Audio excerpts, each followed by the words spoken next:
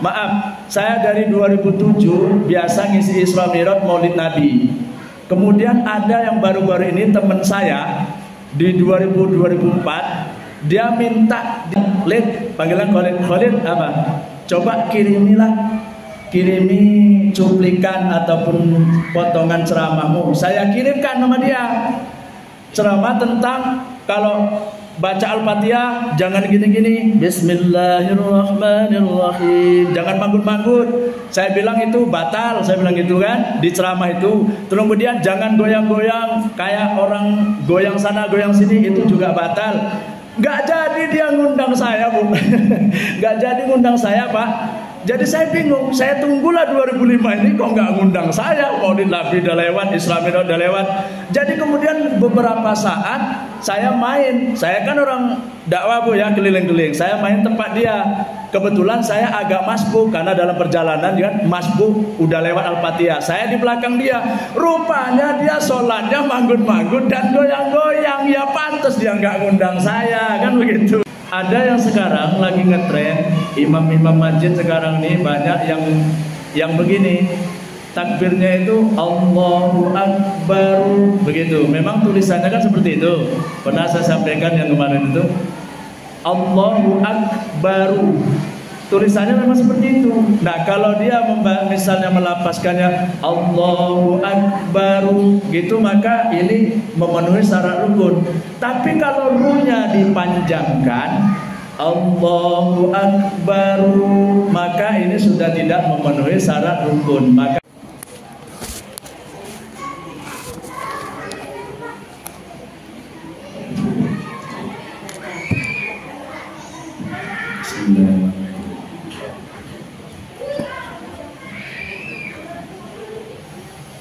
Assalamualaikum warahmatullahi wabarakatuh.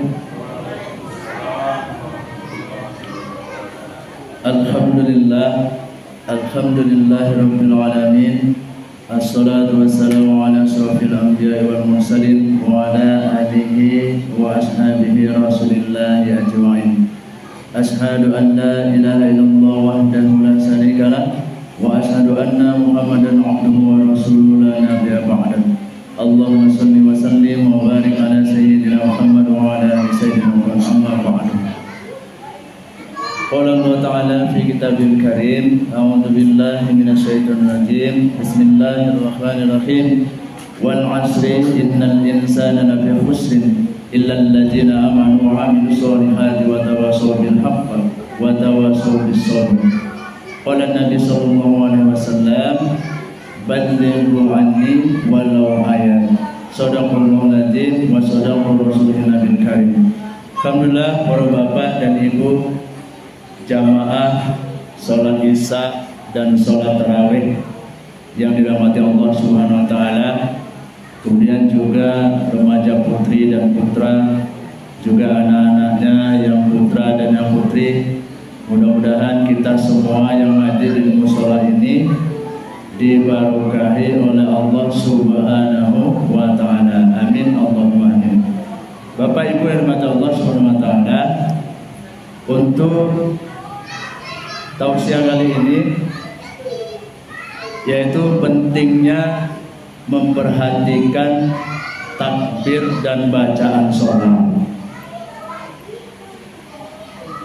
Bu, Ibu, jadi penting nih Bu, memang ya mungkin sepertinya sepele, cuman di sini pula istilahnya itu kita kadang merasa kita ini udah sholat lama, tapi kok seperti tidak ada pengaruhnya kan dalam diri kita gitu kan.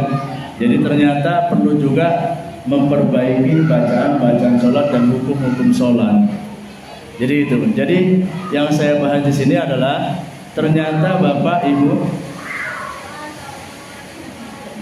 ada takbiratul ihram. Nah, sedikit menyambung dari yang semalam. Takbiratul ihram itu ternyata sangat sakral atau vital sekali dalam ibadah sholat. Itu sangat penting sekali. Jadi makanya di sini ada beberapa uraian yang dijabarkan oleh ulama. Pentingnya kita itu memperhatikan takbir itu. Ya, di antaranya adalah apa permasalahannya sekarang ini. Jadi ternyata banyak orang itu yang ketika sholat takbirnya itu tidak memenuhi syarat rukun, Pak. Tidak memenuhi syarat rukun. Kenapa? Misalnya karena takbirnya keliru.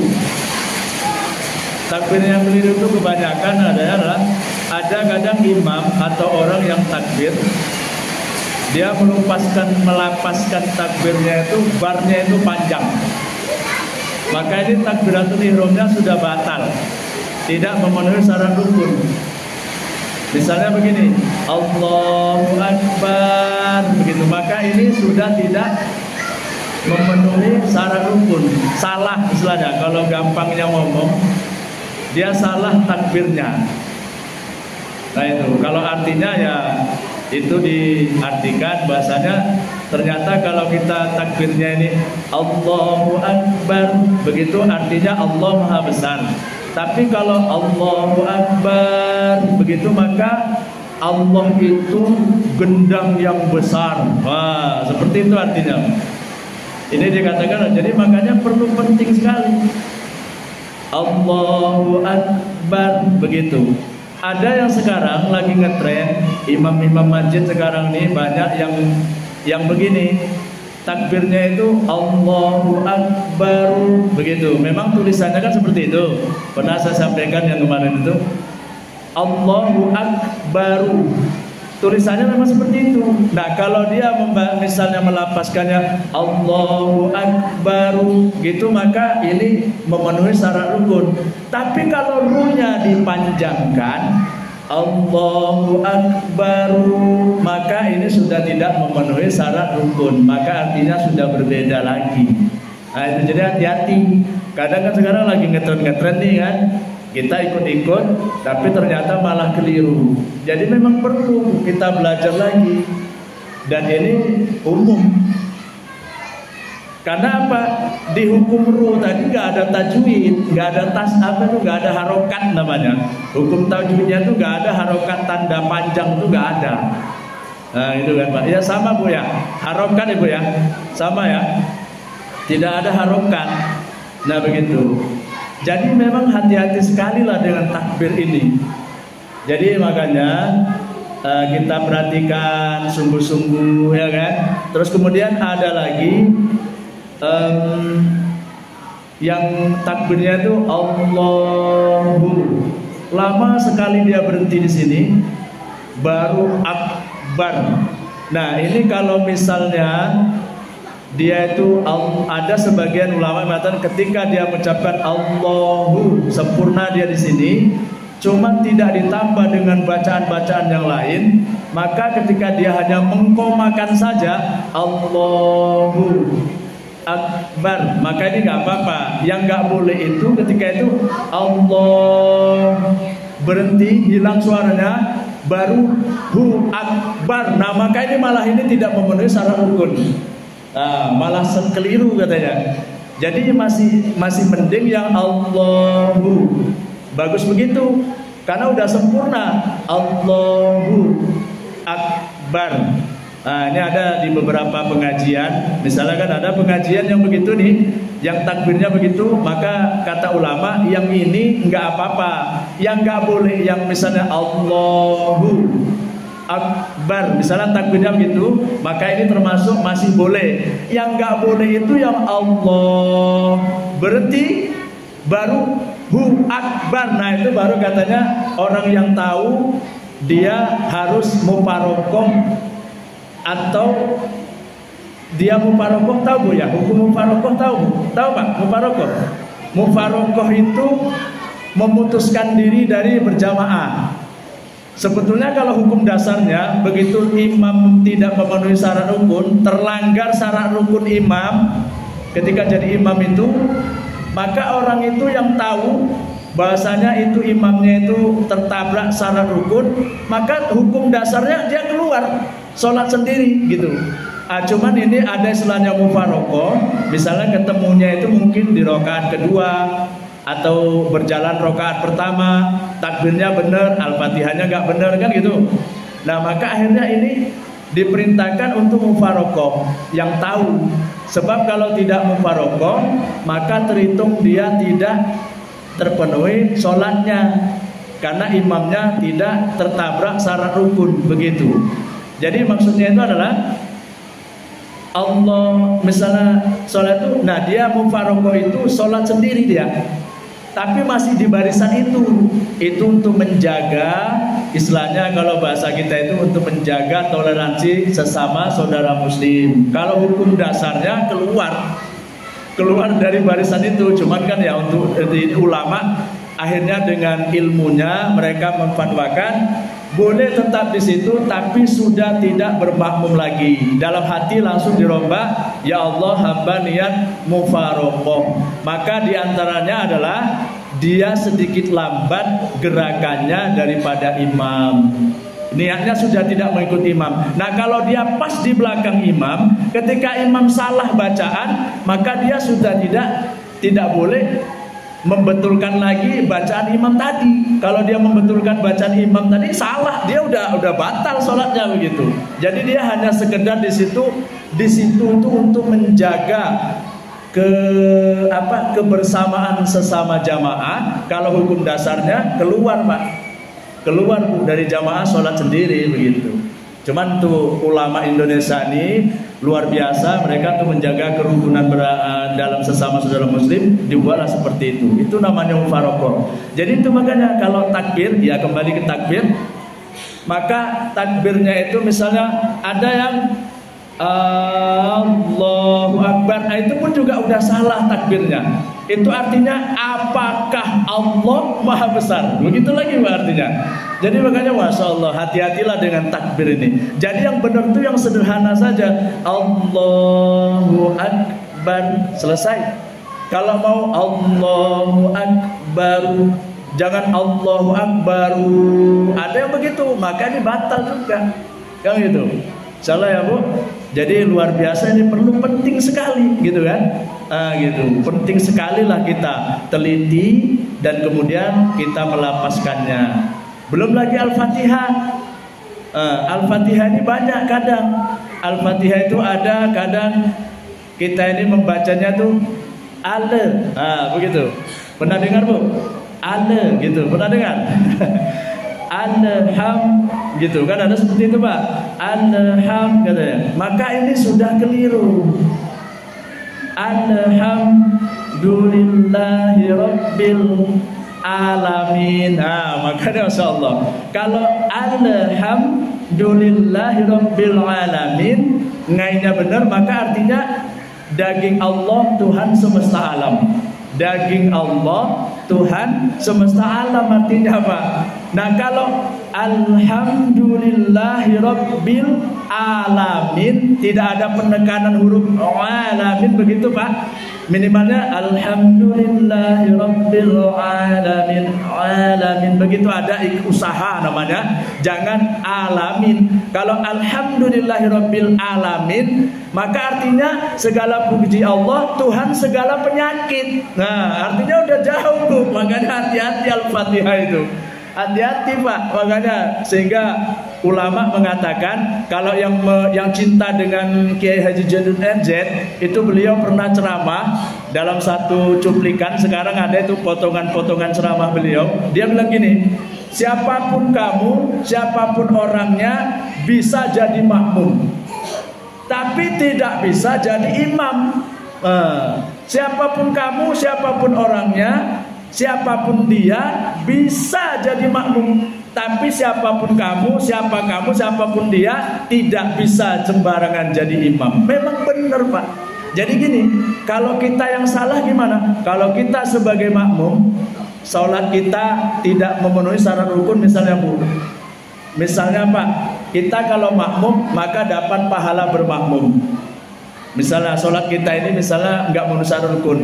Nah kalau kita sebagai makmum urusan kita sama Allah. Tapi kalau sebagai imam urusan kita sama Allah dan sama makmum. Karena ulama mengatakan kalau imamnya banyak terlanggar syarat rukun sehingga termasuk kategori sholatnya itu tidak memenuhi syarat rukun, berarti tidak sah istilahnya gitu, maka makmum ya orang yang bermakmum kepada dia terhitung tidak sholat, Pak, terhitung tidak sholat, Bu. Nah, makanya itu yang penting, Pak. Kalau gitu itu paling biar Pak Ustadz tahun depan dipakai lagi jadi imam. Oh bukan, saya senengnya ini Pak, Bu, kenapa saya walaupun lebih cepat lagi kalau misalnya kita langsung sholat taraweh. Cuman saya keinginan saya kenapa saya ingin tetap mengisi tausiahnya ini walau karena ustadznya nggak datang kan gitu, karena saya ingin menyampaikan ini kerisauan saya. Inilah tandanya saya cinta kepada saudara muslimin dan muslimat, minimalnya memberikan ilmu. Bahasanya ilmu ini ilmu pendapat 4 mazhab.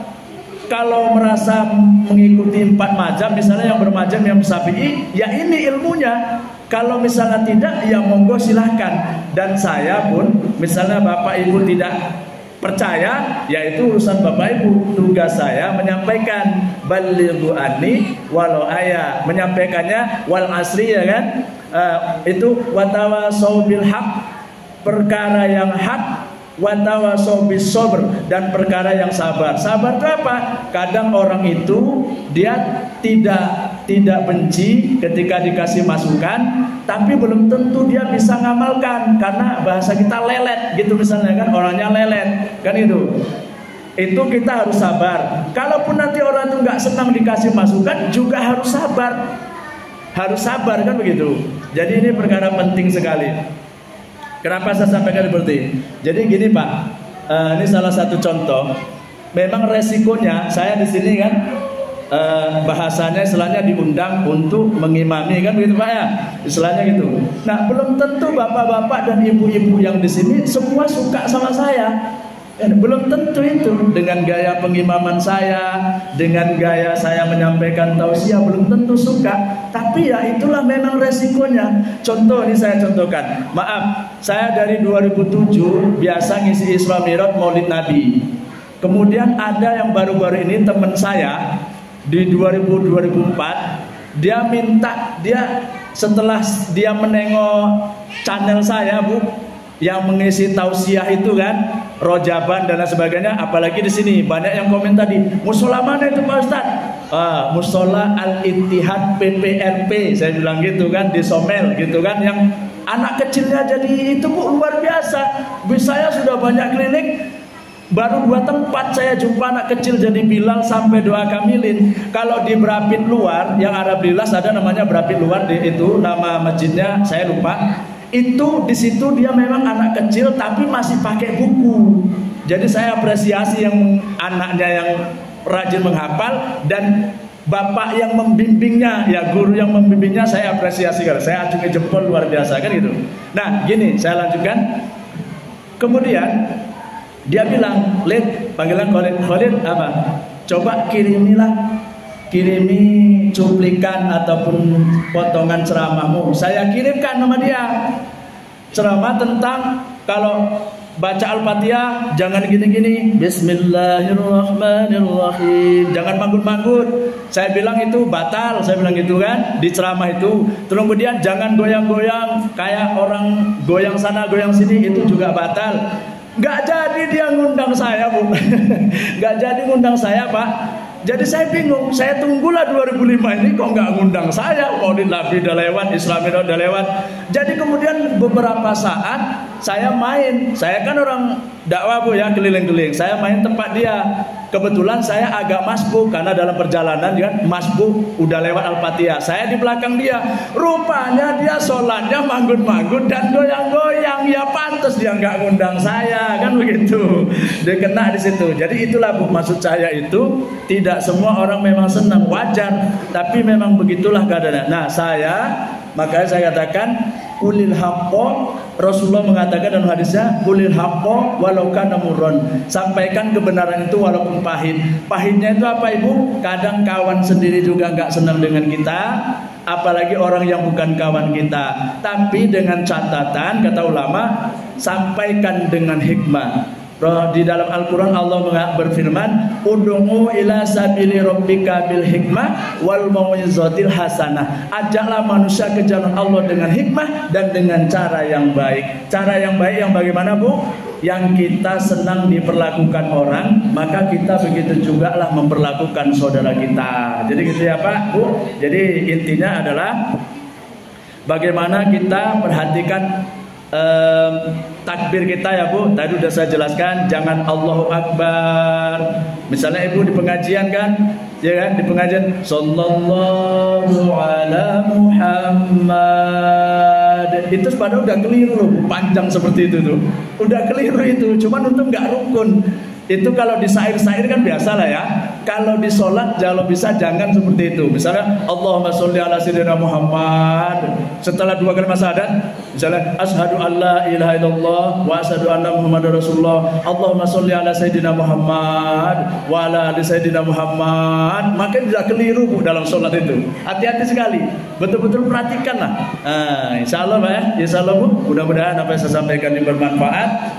Al-Fatihahnya tadi belum tuntas kan? Ya mungkin di lain kesempatan, mungkin kalau selagi misalnya Ustadz yang gak datang, insya Allah malam besok saya sambung lagi lanjutan daripada membaca Al-Fatihah. Insya Allah semua kita ambil bagian, ya Pak? Hah?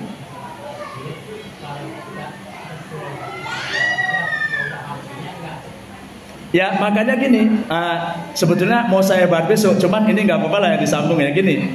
Hukum membaca Al-Quran itu Bapak, ada yang fatal. Jadi gini, ada 4 yang dia kalau Al-Fatihah itu hukumnya 9 membacanya. Cuman yang paling suruh ditekankan sama ulama itu ada 4. Yang pertama, tidak boleh mengganti huruf. Ya kan? Tidak boleh mengganti huruf. Yang saya perhatikan tadi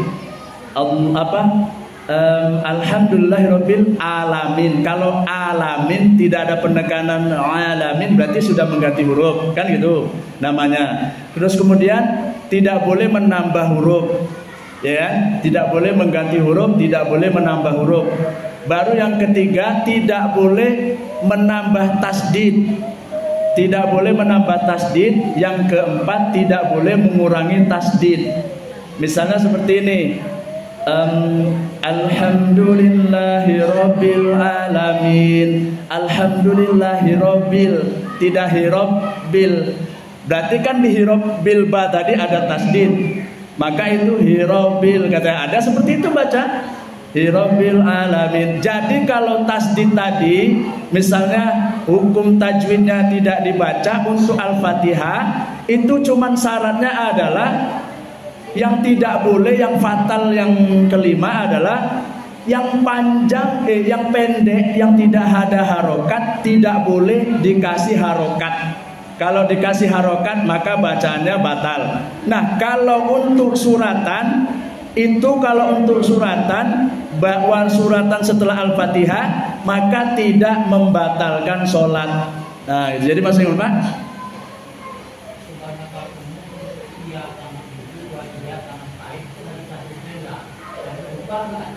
Kalau misalnya iyyaka na'budu wa iyyaka nasta'in, artinya kepadamu lah kami menyembah dan kepadamu kami mohon pertolongan. Tapi kalau bacanya iyyaka na'budu wa iyyaka nasta'in, artinya kepada matahari kami menyembah dan kepada matahari kami mohon pertolongan. Nah itu artinya salah. Jadi kalau yang misalnya makanya penekanan iyyaka na'budu wa iyyaka nasta'in, itu artinya kepadamu kami menyembah dan kepadamu kami mohon pertolongan. Tapi kalau ringan aja iyyaka na'budu wa iyyaka nasta'in, kepada matahari kami menyembah dan kepada matahari kami mohon pertolongan. Itu kata ulama di situ itu kalau kita merengkel, tahu merengkel? Kalau bahasa Sunda merengkel tuh pegel.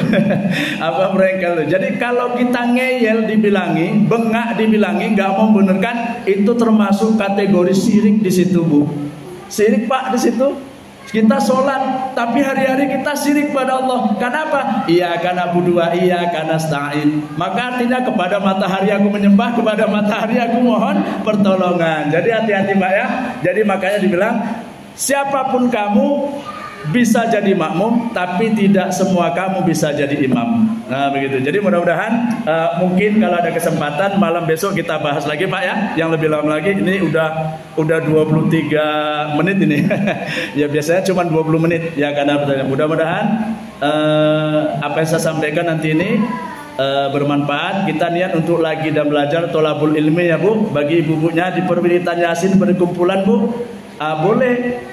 Misalnya ibu mau ngundang saya kan, untuk setiap malam apa habis lebaran nanti kan, ibu ngundang saya gratis, tidak perlu bayar, ya, Bu. Kumpulkan bapaknya gratis. Kita nanti kita bedah buku tuntunan sholat dulu. Tentang buku tuntunan sholat dulu kita bedah, apa itu hari mustakmal dan lain sebagainya, gratis. Kalau mau bapak ibu ngasih juga ke saya, cukup belikan minyak saya 1 liter PP saja. Nah itu makanya saya risau dengan perkara ini. Jadi mudah-mudahan bermanfaat. Saya akhiri, saya tutup dengan doa kifaratul majelis. Subhanallah wa bihamdihi, subhanakallahumma wa bihamdika, asyhadu an la ilaha illa anta wa astaghfiruka wa atubu ilaik. Assalamualaikum warahmatullahi wabarakatuh.